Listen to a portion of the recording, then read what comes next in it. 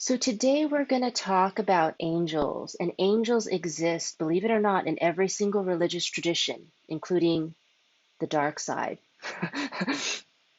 So there's one woman on this planet. Now, I've spent decades and decades researching and spiritually seeking, and I honestly believe she's very authentic, and she's the real deal.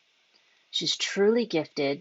She has some books out and videos, and she can see angels. Her name is Lorna Brine, and she lives in Ireland. And since she was a baby, she could see angels just like she sees real people. And she lived a life of poverty and strife. And finally, in her 50s, the angels told her it was time to write a book. And just like Samantha, she's dyslexic. So she had to speak it, and someone typed it out. And the book is called this. It's called Angels in My Hair. And you can purchase it from our church website. It will link right to Amazon. And what Lorna says in her books is that each of us have a guardian angel who stays with us throughout our lives. And for her whole life, it's normal to see people walking around with their guardian angel right next to them or behind them. And sometimes the angel sort of opens up. And when it does this, she can see the love that the angel has for that person.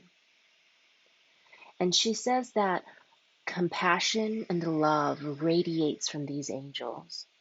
And regardless of how you behave, your guardian angel loves you unconditionally and will not judge you in any way. They won't find fault with you or criticize you.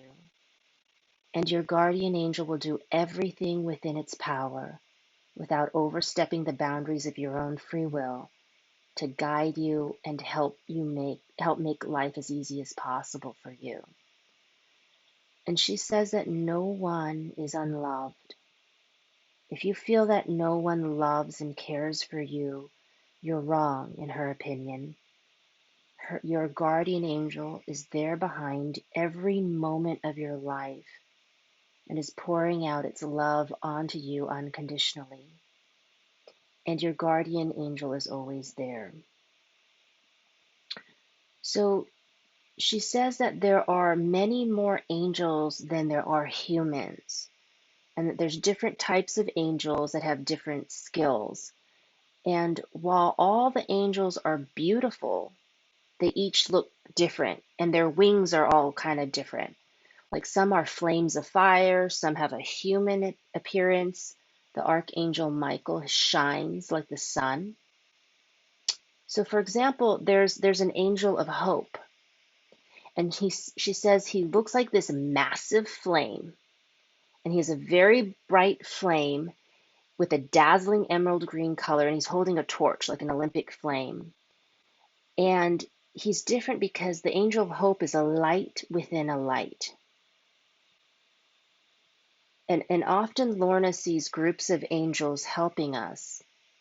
Like, for example, she was in a cafe, and there was this man, and he looked really stressed out. He was looking at all these papers on the table. And she said that there were four angels sitting around the sky in the cafe, and one of them was holding a very bright light about the size of a marble, and in front of the man at chest height. And she says whenever she sees an angel holding a light in front of someone, she knows that that person's having a really hard time, and the angel's holding a light to give them hope and courage to keep going on. And she sees angels helping soldiers in the middle of a war. She sees angels helping people carry their groceries. She saw an angel helping a man do yard work. Basically, every single tiny task that we do, there are angels around us helping us to do that task. And then she says there are healing angels. Um, Now, all angels do healing work, but there's a particular group of angels that are called healing angels, and your guardian angel will call in these healing angels when they need them. And there's literally millions of them. They're all different shapes and sizes, and God is pouring healing angels on the world all the time. And all we have to do is ask. Okay, and then there are teacher angels. So teacher angels will help us learn things and study things. So you can have a math angel, a dance angel, a language angel. You can have any kind of teacher angel. You just have to ask for a teacher angel, and or you can ask for a teacher angel to help somebody else learn something. And all you have to do is you ask your guardian angel to ask for a teacher angel. And then those teacher angels, they whisper in your ear and they kind of tell you what to do. Are you guys okay? Is this a little weird? I'm looking at all of you. Okay. All right. So there's an angel of strength too. Sorry. The angel of strength has this powerful masculine appearance. He's enormous. He's clear in color, sort of like clear water. And sometimes he has a little golden streak inside of him.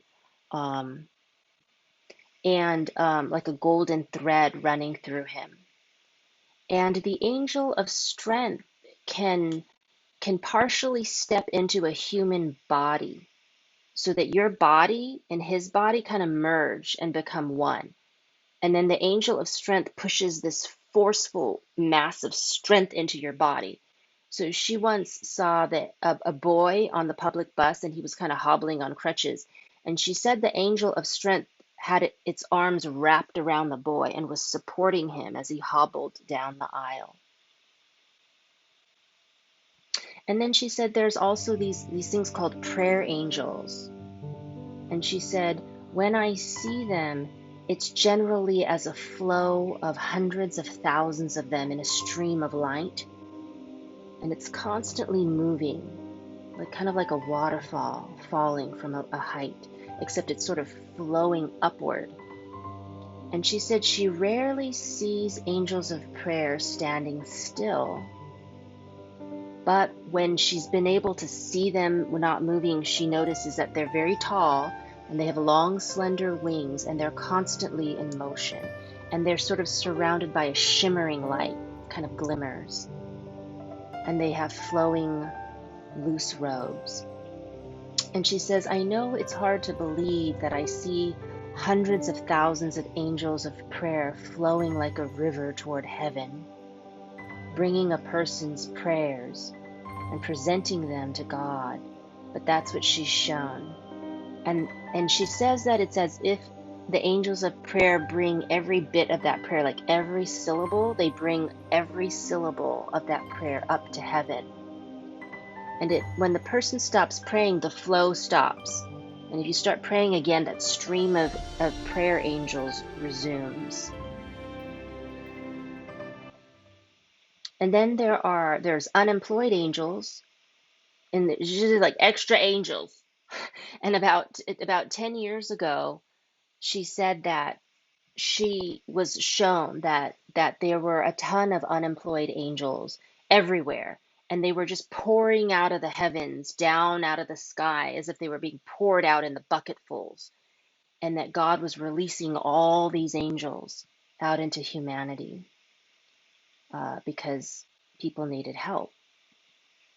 And so, kind of in a nutshell, the most important things you have to remember about angels is that they're everywhere helping you. You have to call them. You have to ask for a special angel for a special task. So if you're a doctor doing surgery, you have to ask for a surgeon angel. And then you have to pay attention to your feelings, your thoughts, and then listen with sensitivity so that the angels can guide you. And then you have to thank them.